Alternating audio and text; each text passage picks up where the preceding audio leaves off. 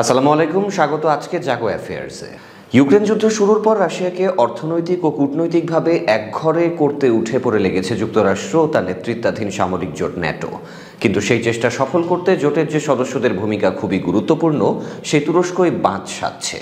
মস্কোর ওপর নিষেধাজ্ঞা মানতে রাজি নয় তারা, এমনকি যে দেশটি যুক্তরাষ্ট্রের শত্রু তালিকার শীর্ষে, সেই ইরানের আতিথ্য গ্রহণ করে রুশ প্রেসিডেন্ট ভ্লাদিমির পুতিনের সঙ্গে দেখা করতে তেহরান গেছেন তুর্কি প্রেসিডেন্ট। এটি পরিষ্কার যে গত কয়েক বছরে পুতিনের সঙ্গে যে ঘনিষ্ঠতা তৈরি হয়েছে ইউক্রেন যুদ্ধের কারণে, তা জলাঞ্জলি দিতে রাজি নন এরদোয়ান। কিন্তু রাশিয়া তুরস্কের সম্পর্কের যে ইতিহাস, যে মাত্রা স্বার্থের দ্বন্দ্ব এখনও দুই দেশের মধ্যে বিদ্যমান, তাতে দুই নেতার এই বন্ধুত্ব নিয়ে সন্দিহান অনেক পর্যবেক্ষকই। রাশিয়া তুরস্কের পুরনো বিরোধ। সিরিয়ায় রাশিয়া ও তুরস্কের সৈন্যরা এখনও কার্যত মুখোমুখি। সিরিয়ার উত্তর পূর্বাঞ্চলে প্রেসিডেন্ট আসাদকে নিয়ন্ত্রণ প্রতিষ্ঠা করতে দিতে চায় না তুরস্ক, বরং দেশটির আরও এলাকা দখলের পরিকল্পনা রয়েছে আঙ্কারার। 2015 সালে সিরিয়ার সীমান্তে একটি রুশ যুদ্ধ বিমান গুলি করে ভূপাতিত করে তুরস্ক, জানিয়ে দুই দেশের মধ্যে যুদ্ধ বেঁধে যাওয়ার পরিস্থিতি তৈরি হয়েছিল। আজারবাইজানেও দেশ দুটি ভিন্ন দুই প্রান্তে। নাগর্নো কারাবাখ যুদ্ধে তুরস্কের সাহায্য নিয়ে আজারবাইজান যখন আর্মেনিয়াকে কোণঠাসা করতে শুরু করে, তখন রাশিয়া হস্তক্ষেপ করে এবং যুদ্ধবিরতি চাপিয়ে দেয়। লিবিয়ার অস্ত্র টাকা পয়সা দিয়ে পূর্বাঞ্চলে নিয়ন্ত্রণাধীন মিলিশিয়া নেতা খালিফা হাফতারকে সাহায্য করছে রাশিয়া, অথচ তুরস্কে সমর্থন করছে ত্রিপলির সরকারকে। পুতিন ও এরদোয়ানের বেমানান সম্পর্ক।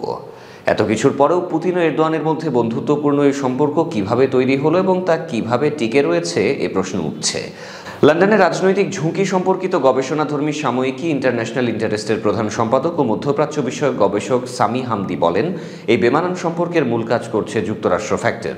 তিনি বলেন, মস্কো আঙ্কারার মধ্যে এখন যে মাখামাখি, তাকে আমি স্বার্থ সিদ্ধির জন্য একটি বিয়ে হিসেবে দেখি। দুটো দেশকেই যুক্তরাষ্ট্র বেশ কিছুদিন ধরে একঘরে করার চেষ্টা করছে, ফলে প্রত্যাখ্যাত দুই পক্ষ কাছাকাছি হয়ে স্বার্থ রক্ষার চেষ্টা করছে। সিরিয়া যুদ্ধ নিয়ে পুতিন ও এরদোয়ানের সঙ্গে যুক্তরাষ্ট্রের বড় ধরনের দ্বন্দ্ব শুরু হয়। মধ্যপ্রাচ্যের একটি দেশে রাশিয়ার সামরিক হস্তক্ষেপ একেবারেই মানতে পারেনি ওয়াশিংটন। পরে সিরিয়ার সীমান্ত অঞ্চল থেকে মার্কিন সমর্থনপুষ্ট কুর্দি মিলিশিয়াদের সরিয়ে একটি সেফ জোন তৈরির জন্য তুরস্কের দাবি প্রত্যাখ্যাত হলে ক্ষেপে যান এরদোয়ান।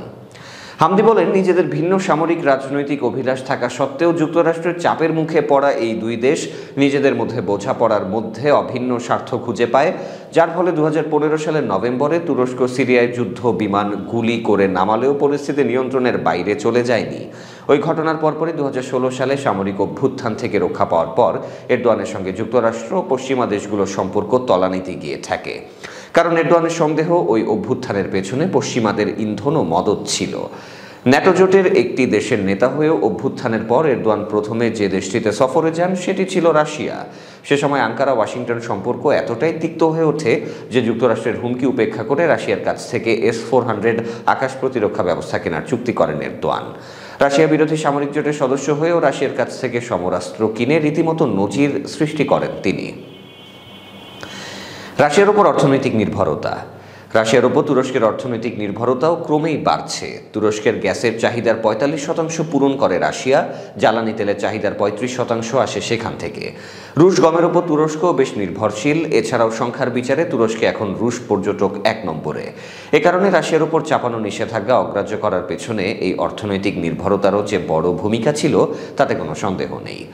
তবে সামি হামদি মনে করেন, তুরস্ক ও রাশিয়া সম্পর্কের মূলে রয়েছে রাজনীতি। তিনি বলেন, ইউরোপের অনেক দেশের মতো জ্বালানির জন্য তুরস্ক রাশিয়ার উপর নির্ভরশীল, কিন্তু এরদোয়ান ও পুতিনের সম্পর্কের প্রধান তাড়না রাজনৈতিক বা ভূ রাজনৈতিক।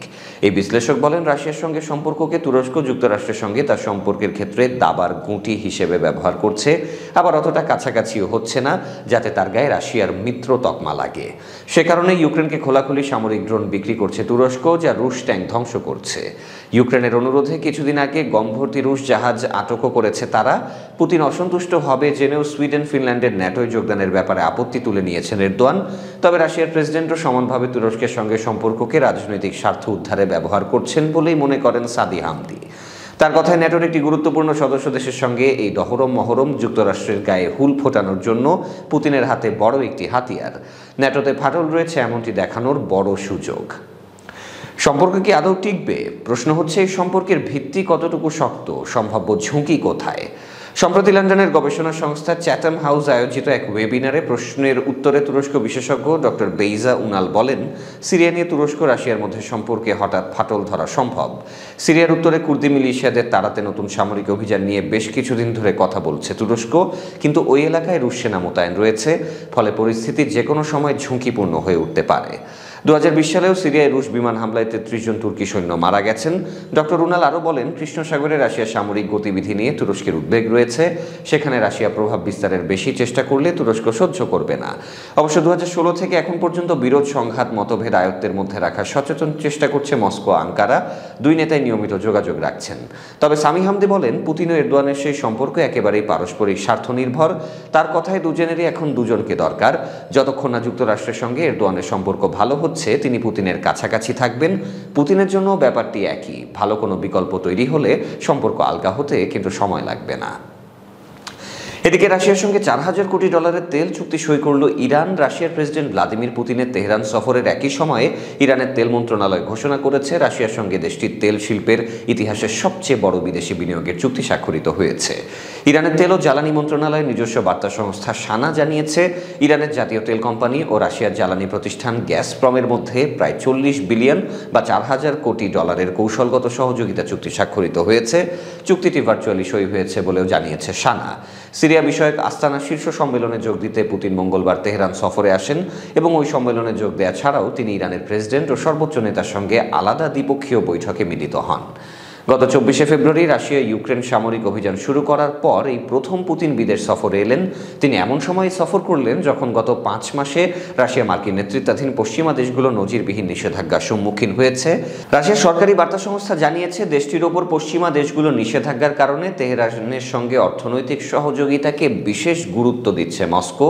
ইরানের সরকারি বার্তা সংস্থা ইরনা রাশিয়ার সঙ্গে তেল চুক্তিকে ইরানের ইতিহাসের বৃহত্তম বিদেশি পুঁজি বিনিয়োগের চুক্তি বলে বর্ণনা করেছে। ইরানের জাতীয় তেল কোম্পানির ব্যবস্থাপনা পরিচালক মোহসেন খুজাস্তে মেহর বলেছেন, আমেরিকার নিষেধাজ্ঞার মধ্যেই এই চুক্তি স্বাক্ষরিত হয়েছে, কাজেই প্রমাণিত হয়েছে বিশ্ববাজার থেকে ইরানের তেলকে আলাদা করে ফেলা সম্ভব নয়। তিনি বলেন, ইরানের তেলের ওপর বিশ্ব নির্ভরশীল এবং এই কারণে ইরান বিশ্ববাজারে তেল সরবরাহের একটি স্থিতিশীল ও নিরাপদ দেশে পরিণত হয়েছে। তিনি জানান, প্রেসিডেন্ট পুতিনের নির্দেশে গত সপ্তাহে গ্যাসপ্রমের কর্মকর্তারা ইরান সফর করে গেছেন এবং তখনই $40 বিলিয়ন বা $4,000 কোটি চুক্তির খসড়া চূড়ান্ত হয়।